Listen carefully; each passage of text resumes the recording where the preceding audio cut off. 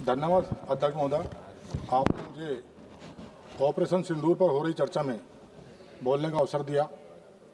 मैं आज इस सदन के माध्यम से ऑपरेशन सिंदूर पर बोलते हुए गर्व और सम्मान का अनुभव कर रहा हूँ। यह केवल एक सैन्य ऑपरेशन नहीं था, यह भारत की संप्रभुता, सुरक्षा और संकल्प का प्रतीक है।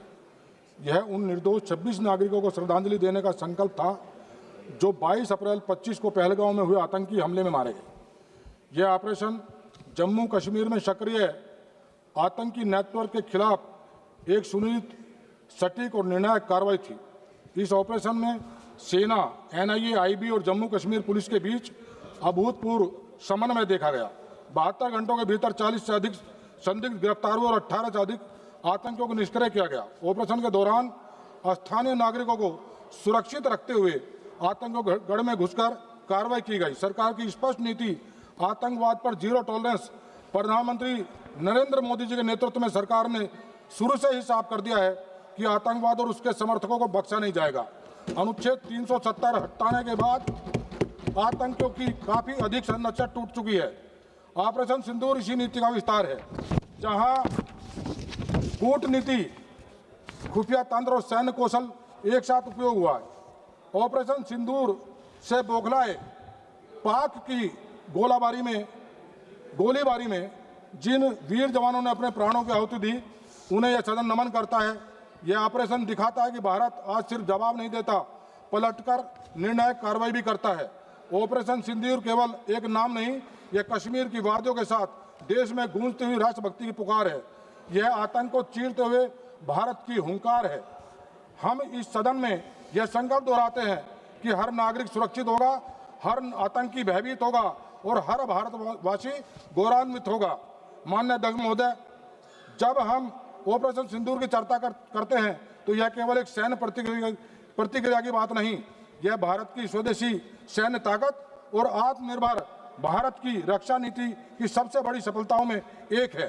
आज मैं इस सदन को यह बताना चाहता हूं कि इस ऑपरेशन में हमारी भारतीय सेना ने जिन हथियारों का प्रयोग किया, उनमें से अधिकतर पूर्णतः स्वदेशी यानी देश में ही विकसित और निर्मित थे। ऑपरेशन सिंदूर सिर्फ एक जवाब नहीं था, यह स्वदेशी ताकत से दिया गया वो प्रहार था जिसने दुनिया को दिखाया कि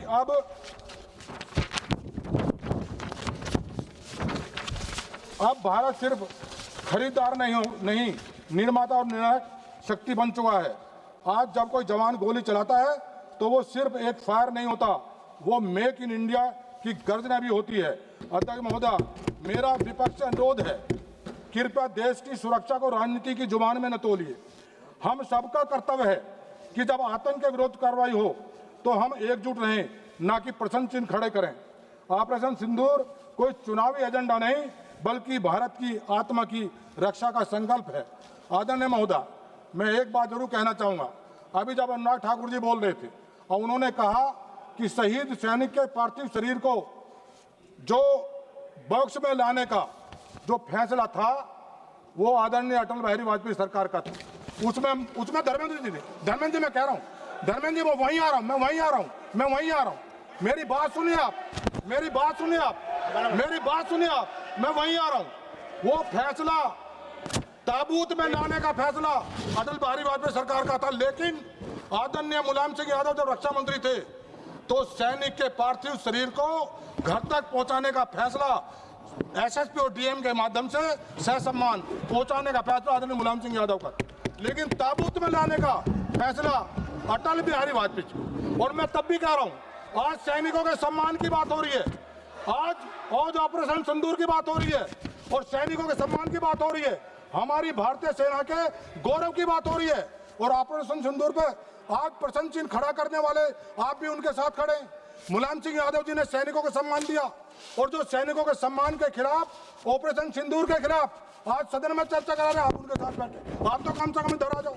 और मैं एक बात और कहना चाहूंगा, अभी मेरे लोकसभा क्षेत्र के एक सैनिक अग्निवीर ललित कुमार अभी शहीद हुए, जो आतंकियों द्वारा बिछाई गई बारूदी सुरंग से उनका अभी वो दुर्घटना में उनका निधन हुआ। जो शहीद हुए, उनका जब पार्थिव शरीर आया तो तमाम सैनिक जो उनके पार्थिव शरीर को लेकर आए जो सैन्य अधिकारी, मैंने उनकी आंखों में गुस्सा देखा आतंकवादियों के खिलाफ, और जो पाकिस्तान जो आतंकियों को पनाह दे रहा है उनके खिलाफ उनकी आंखों में गुस्सा देखा।